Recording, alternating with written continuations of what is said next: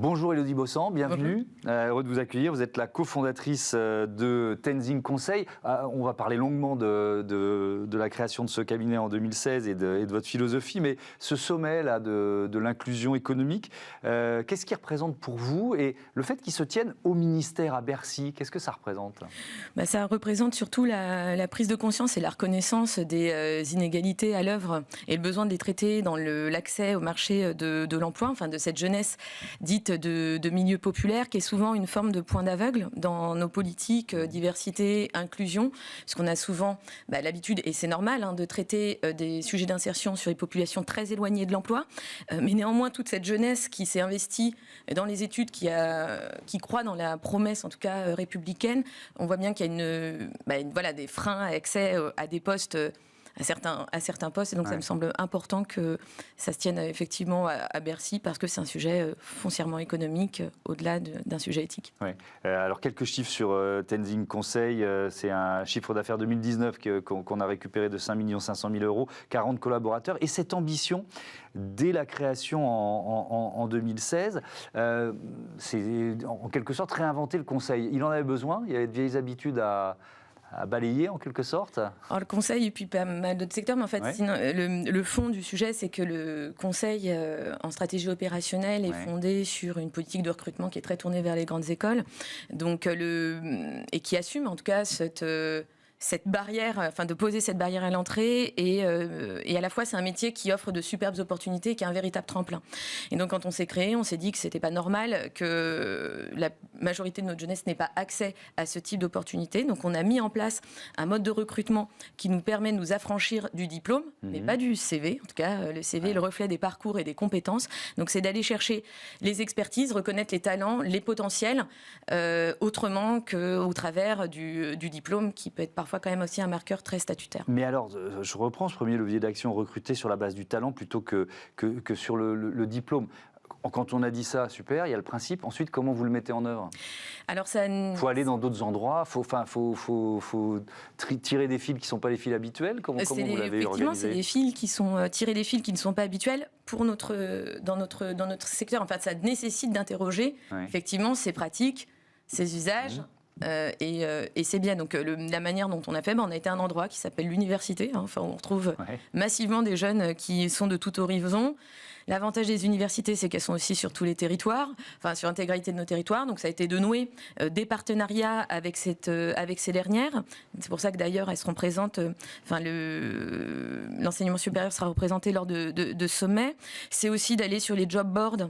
Les job boards où on a nos volumes de candidats. Donc je vais citer, ça va être des job boards comme Indeed, qui sont très mass market, mais qui nous permettent d'aller vers nos jeunes. Et puis après, c'est de travailler à la déconstruction même de leur côté de leurs stéréotypes et de leurs mécanismes d'autocensure, pour leur dire que c'est un métier qui leur est accessible. Mais néanmoins, c'est un travail qui est ardu, c'est un travail qui prend aussi du temps et qui est un investissement. Oui, en 5 ans, est-ce que vous voyez quand même le curseur bouger? Du côté des entreprises? Oui. Oui. À titre d'exemple, là, aujourd'hui, les entreprises se lancent de plus en plus dans des baromètres pour évaluer leur politique d'inclusion. Nous, on reçoit pas mal de sollicitations pour accompagner les entreprises sur leur politique diversité-inclusion et mobilité sociale, puisque pour moi, foncièrement, il n'y a pas de politique diversité-inclusion sans politique sociale dans les entreprises. Donc oui, on sent que ça bouge, ça répond à un besoin, et puis aussi une pression du législateur. Est-ce que vous définissez votre entreprise comme une entreprise militante? Oui, clairement, oui. On est une entreprise militante, on affiche des valeurs qu'on assume, on tient peut-être un discours qui est moins classique, puisque alors, je sais qu'on parle de sommet d'inclusion économique, mais pour nous foncièrement c'est un sujet de justice sociale, que faire de la diversité et de l'inclusion ne doit pas être que mu par des logiques économiques, et que nous, entreprises, on a notre rôle à jouer, ne serait-ce que pour pas éclater la société. Ouais.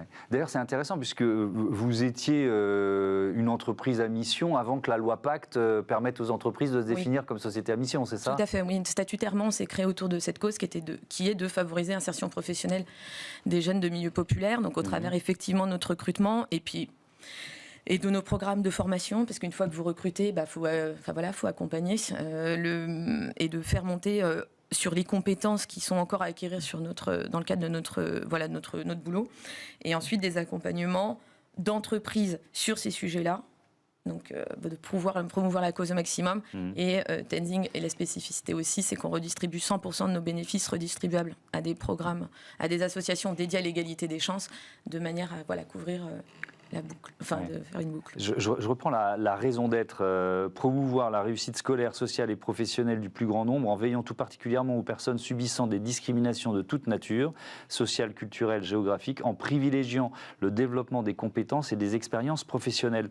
Ça passe aussi par la formation au métier de consultant. C'est-à-dire que les consultants eux-mêmes, ils ont des biais, quoi. Et on a tous des biais d'ailleurs. Hein. Les journalistes, ils ont des biais. Enfin, tout le monde a des biais. Mais c'est surtout, on parle toujours de méritocratie, mais quand vous ouvrez votre recrutement à des jeunes qui ont, par exemple, fait des sciences humaines ou des sciences sociales, clairement, faire un business plan, c'est pas dans leur...